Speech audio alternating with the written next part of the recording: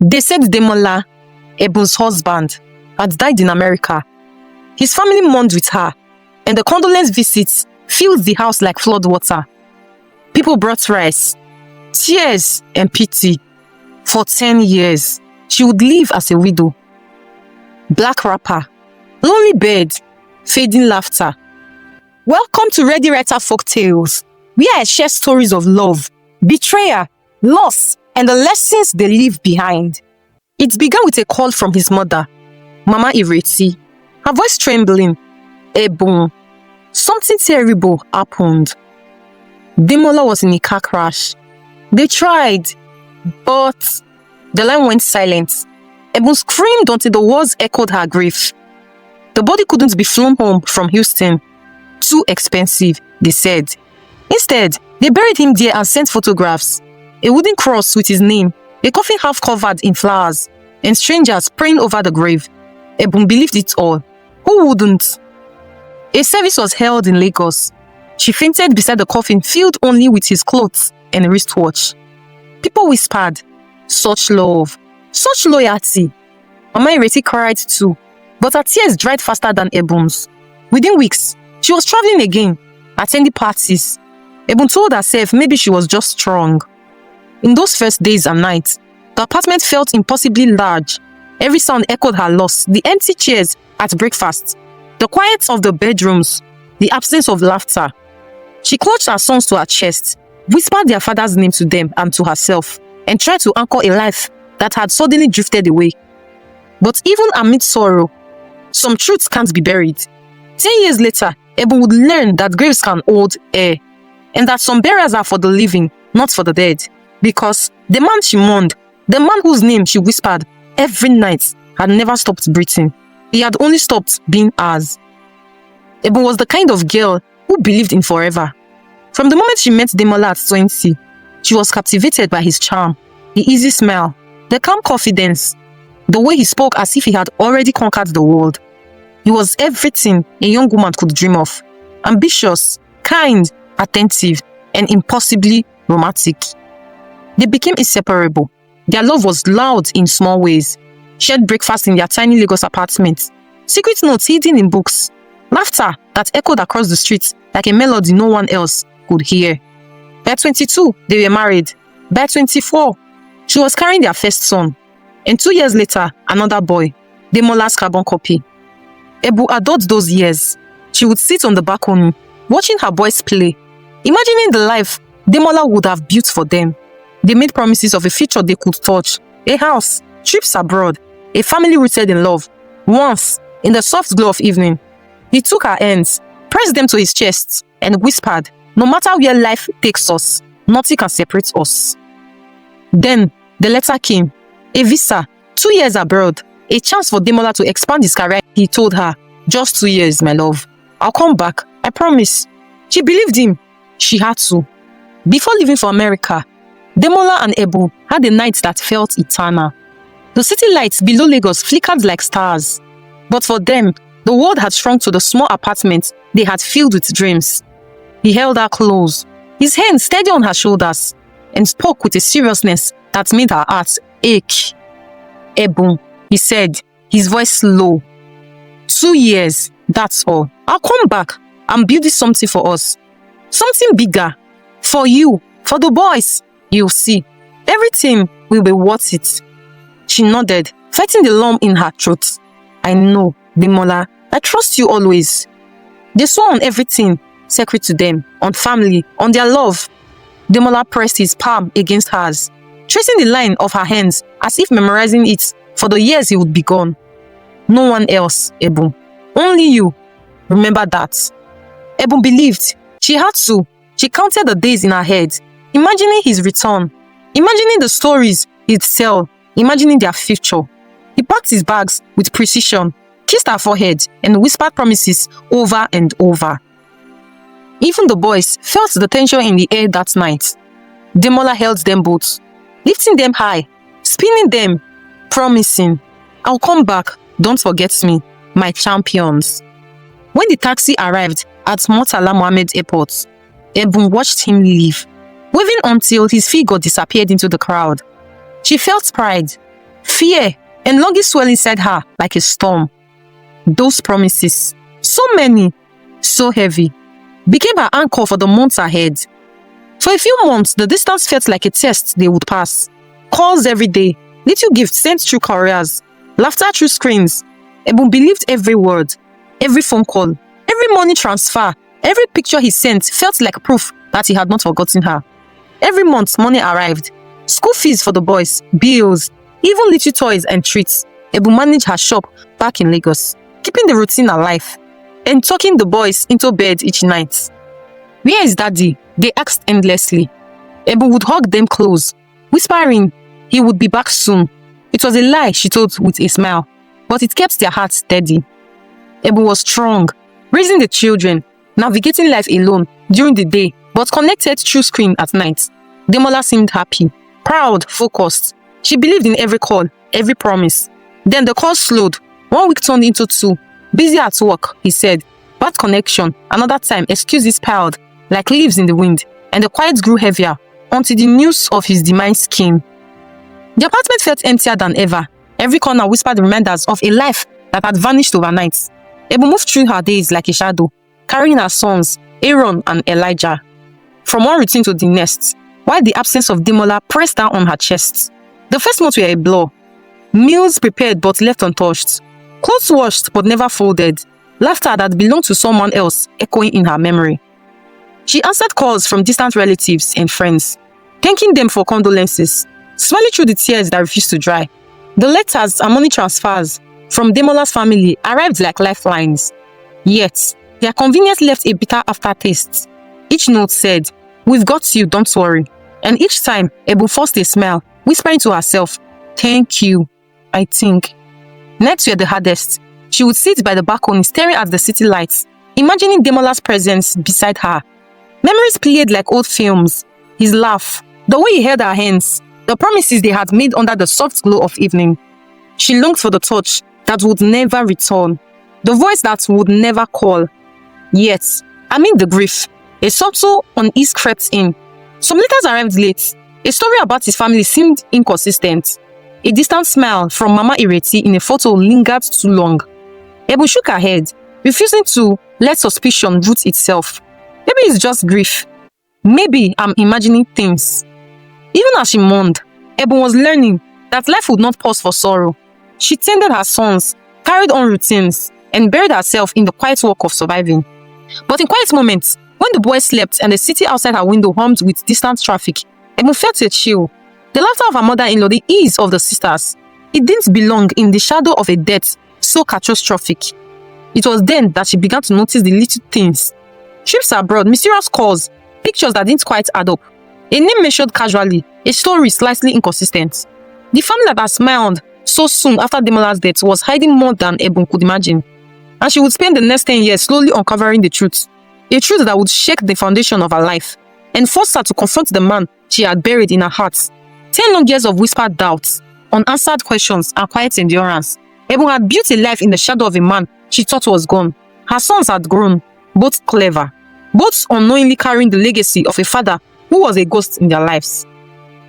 Every morning, she woke to the soft laughter of her boys and the haunting absence of Demola. Calls came regularly from his sisters, reminders of a connection she wasn't sure existed. They were always present but never really present. Ebun worked tirelessly to provide stability. She refused to remarry, telling herself loyalty was love, devotion the measure of her heart.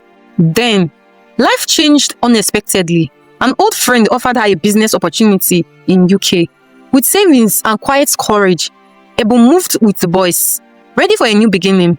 Snow, cold air, new streets, it all felt like freedom. Until one day, a friend sent her a post online. Mama Ireti smiling in America beside familiar faces. And behind her, half hidden in the frame, stood a man with Demola's posture. Demola's shoulder, Demola's hand, resting on another woman's waist.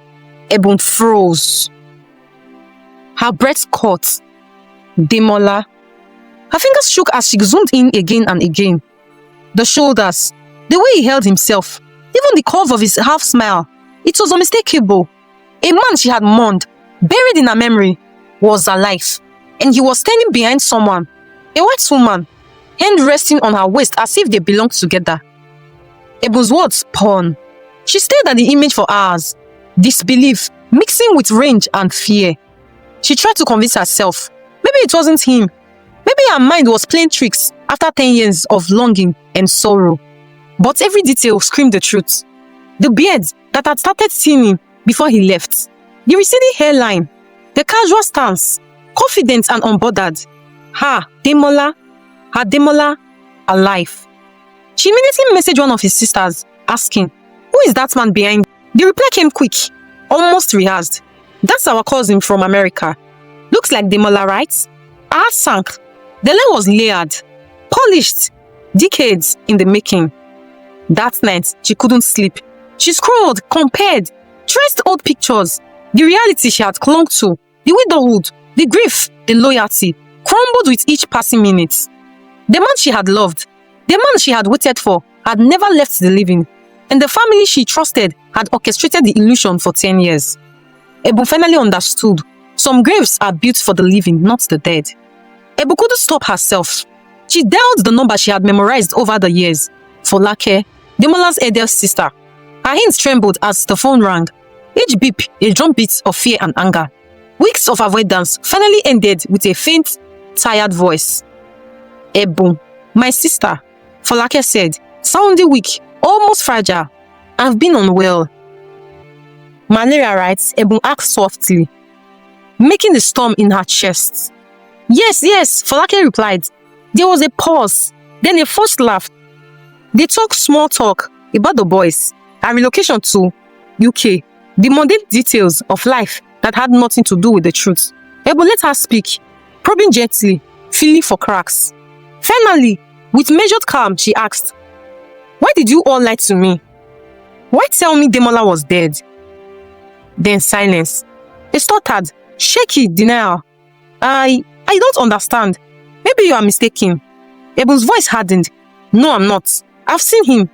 The photograph from America." "He's alive, Folake." The line went quiet. She could hear Folake's rapid breathing, the family excuses, the attempt to cover the truth. Then the call disconnected. Ebu called the other sisters, nothing. Voicemails, missed calls, silence. Days later, an international number rang. A woman's voice, foreign, cautious. "Hello, this is Mrs. Harry." "Yes," Ebu replied, weary. "My name is Annabelle." The voice said, "I'm Demola, or James, as he calls himself now. I'm his wife. I know about you, and I need you to hear the truth." Ebu listened quietly, the years of grief and loyalty clashing with the revelation. The man she had mourned, loved, and waited for had built another life abroad. The web of lies stretched across continents. America, UK, Lagos. And Ebu realized the family she had trusted had been willing architects of a decade-long deception.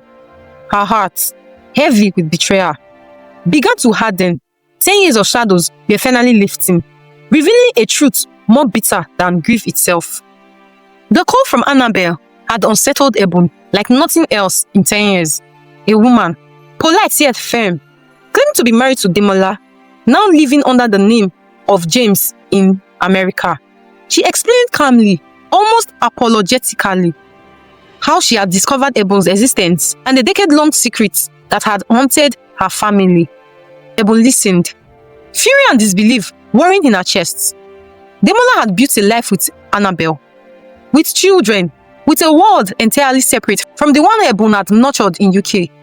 He had lied, hidden, faked his death, and relied on the complicity of his mother and sisters to protect a new life, all while sending money, creating the illusion of care. Annabelle hesitated. "I didn't know. I only found out about you recently." "He told me about Nigeria. About you," he said. "You were unstable. That the children were gone. I didn't believe him at first, but..." Ebu's jaw tightened. "Unstable? Children gone? You mean he lied to both of us? He buried me in grief while building a life with you." "Yes," Annabelle whispered. I am sorry." Ebu's mind raced. The years of love, the sleepless nights, the loyalty, the grief, all stolen. She imagined Demola's smile, His promises, the boy's innocent laughter, all overshadowed by the ghost of a man who had never truly been gone. But in that moment, something shifted. Ebun realized that her grief had belonged to her, not to the man who had treated life and love as currency. She would not beg. She would not plead. I understand now, Ebun said quietly. He is dead to me. Let him remain a stranger to my life. Annabe's voice broke, but Ebun ended the call. No anger, no pleading, just finality. 10 years of deception could not touch the life she had rebuilt for her sons. For the first time in a decade, Ebun felt the faint pulse of freedom, as if the chains of a lie were finally snapping. Ebun stood at her window, the evening light reflecting on the glass of her apartment. For the first time in 10 years, she felt the quiet weight of closure. She had lived a decade in the shadow of a man who had never truly left. And now, she understood some burials are for the living, not for the dead. She thought of Demola, the lies, the dual life, the children he had created. She thought of Mama Ireti and the sisters who had kept the truth hidden, their smiles and generosity a mask for betrayal. And she thought of her own boys, Aaron and Elijah, innocent witnesses to a life almost stolen by deception. Ebun sat down, folding her hands, and imagined a coffin, not of wood and nails, not filled with flowers or photographs, but one made of memories, grief, and false promises. She placed inside it every tear she had shed, every lonely night, every whispered prayer for a man who had chosen another path. She said goodbye quietly, with no audience, no ceremony, no letters, no calls, no claims, only silence. The weight lifted slowly, like morning mist dissipating under the sun. Her boys ran in, their laughter piercing the calm, pulling her back to the present. She hugged them tightly, whispering, "We are free now, free to live, free to love, free to move forward." Ebun knew she would never forget, but she also knew she would never let the past define her again. The man who had died twice would remain a ghost, buried not in the ground, but in the careful tomb of her heart. And in that space, she would finally live. For the first time in a decade, Ebun smiled, not out of hope for a man, but for herself, for her children, and for the life she had fought so hard to reclaim. I am the ready writer, and every story hides a truth.